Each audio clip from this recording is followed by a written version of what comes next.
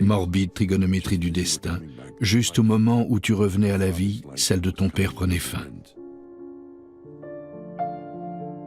Il est mort subitement, on ne s'y attendait pas. Il n'avait que 66 ans. Il était en pleine santé, il ne fumait pas, il ne buvait pas, il n'était jamais malade. Il était en train de faire l'amour avec sa petite amie quand il a fait sa crise cardiaque fatale. Certains hommes me disent que c'est la meilleure manière de mourir. Je n'en suis pas sûr du tout. Je pense à lui tout le temps. Je rêve encore de lui parfois. Il serait heureux de voir que je n'ai pas fini dans la misère. Il me répétait toujours que c'est ce qui allait m'arriver. Mon fou de fils, comment vas-tu gagner ta vie en étant poète? Eh bien, j'y suis parvenu. Et je suis plus vieux qu'il ne l'a jamais été. J'ai 5 ans de plus que l'âge que mon père avait à sa mort. C'est assez étrange et difficile à décrire. Quand j'ai eu 66 ans, j'ai eu l'impression de franchir un genre de rideau imaginaire et invisible. Je suis passé de l'autre côté de ce rideau transparent. Et là, tout était étrange. On vit dans un monde étrange à partir du moment où on dépasse l'âge de son père. C'est là que je me trouve maintenant.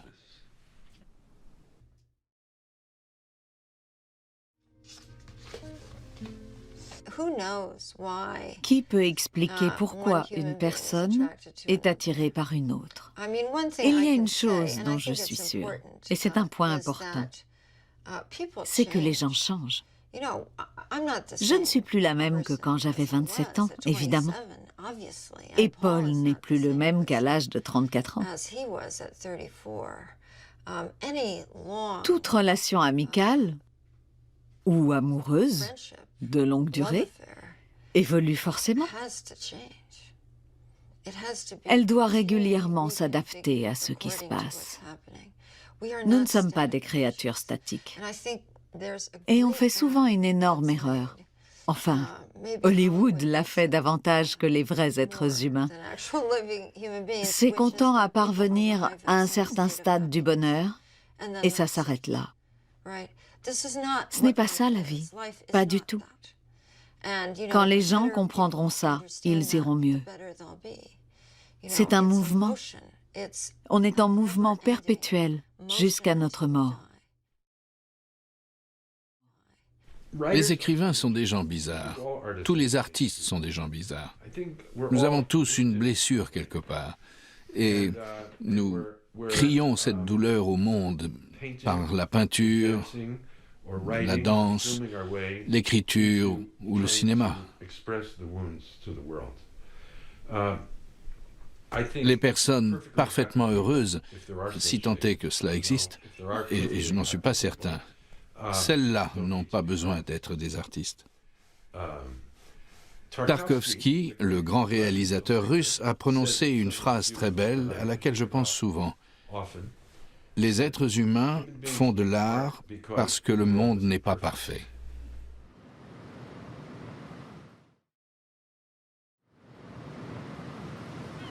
Vous voulez que je vous parle de mon père? Il ne savait pas parler.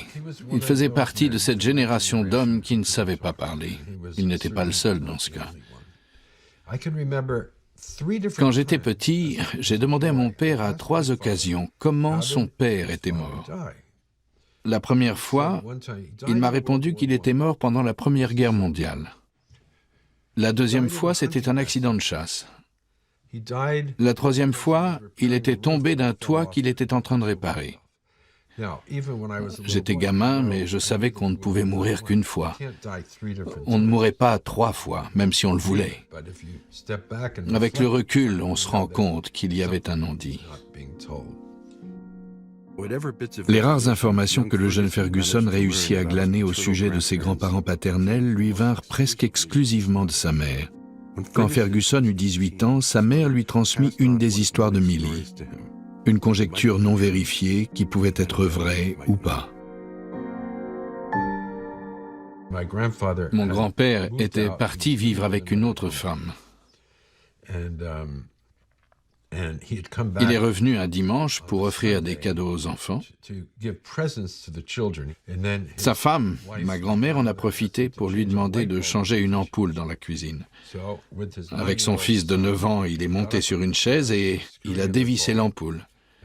Ma grand-mère a débarqué avec un pistolet, elle a tiré sur lui 3 fois et il est mort. Il avait 36 ans. Ce sont des choses que personne dans ma famille ne savait. En 1970, ma cousine était en voyage avec son mari pour les vacances d'été. Elle s'est assise à côté d'un vieil homme, un Américain, et ils ont commencé à parler.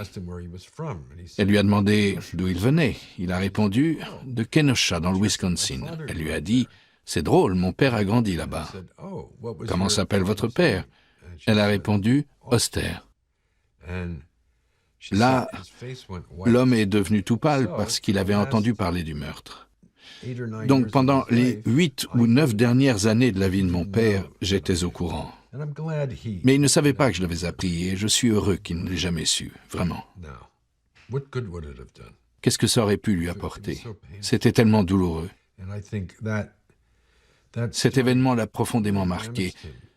Ça a hanté la famille et influencé ce que les Oster sont. Plus j'avance dans la vie, plus je me rends compte que presque toutes les familles connaissent ce genre de drame. C'est vrai que notre histoire est assez inhabituelle, mais les secrets de famille, il y en a partout.